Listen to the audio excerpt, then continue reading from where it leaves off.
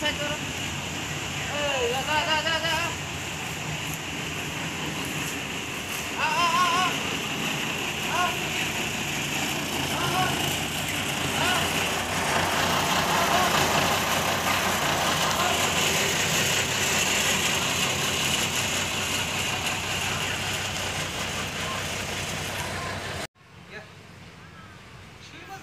injury.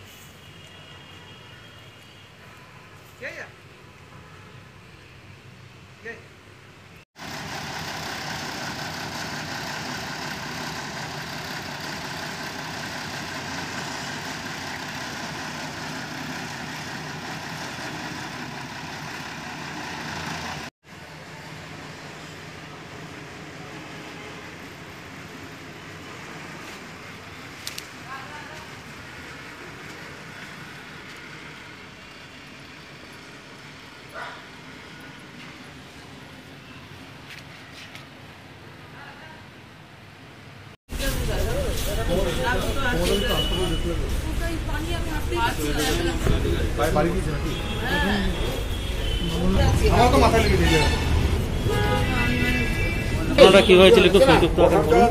আজকে আমরা সংগঠনের প্রচার করতে বেরিয়েছিলাম শান্তি শৃঙ্খলা বজায় রেখে, কিন্তু আমাদেরকে ওরা করতে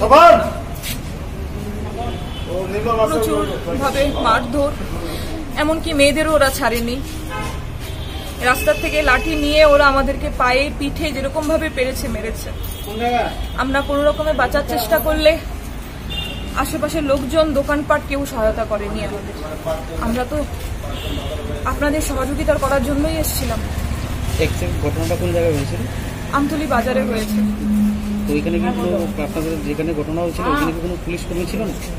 ছিলেন ওখানে, সিআরপিএফরাও ছিলেন। আমাদেরকে যখন দুজন মেয়েদেরকে মেরেছে তখনও সিআরপিএফরা ছিলেন, কিছু করেনি।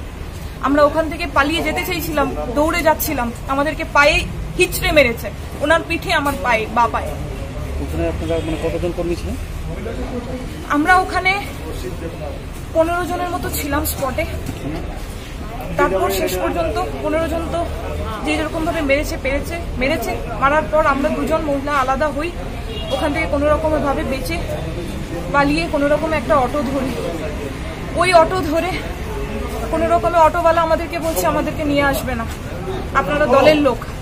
তার জন্য এইভাবে, এটা একটা গণতান্ত্রিক রাজ্য, তো গণতান্ত্রিক দেশে আমরা আছি। হ্যাঁ, আমরা তো সবার জন্যই করছি না, সবার ভালোর জন্যই করছি, একার জন্য তো করছি না। আপনারা জাগুন, সচেতন হন। আমাদের আশা ভরসা আপনাদেরকে নিয়েই, আপনারা পাশে থাকবেন, এটাই আমাদের আশা। কংগ্রেস কি করা যাবে না নাকি বুঝতে পারছি।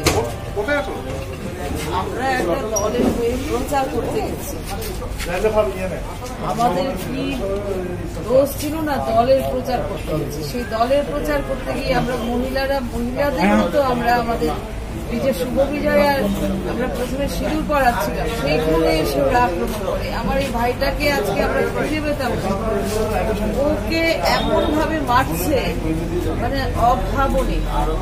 এই গণতান্ত্রিক দেশে ত্রিপুরা রাজ্যের এই যে পরিস্থিতি, পুলিশ তো সামনে দাঁড়িয়েছিল, সামনে দাঁড়িয়েও মানে কি বলবো, পুতুলের মতো দাঁড়িয়ে আছে, আমাদের কোন রকম